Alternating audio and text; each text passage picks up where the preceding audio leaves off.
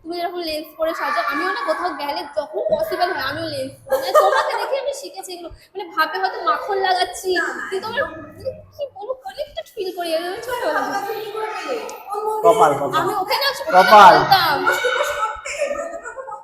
আরে আমি না ওকে বলতাম যে আমার সাথে বেশ দেখা হবে, তো মানে ও জানে আমি কেমন, এত কারোর সাথে কথা বলি না, অনেক কারোর সাথে না, ওর সাথে কথা এত বকি না, এত কিন্তু এত মানে কি বলবো, খুব ভালো ফিল করছি আমি, কি ভালো ফিল করছি তোমাকে দেখে দেখে, তোমার ভিডিও দেখে দেখে।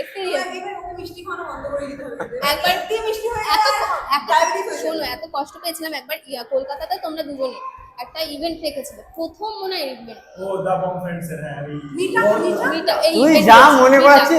মনে হয় ও দাদা দিদিদেরই মনে নেই তোর মনে একবারই মিটআপ রেখেছি লাইভে ওই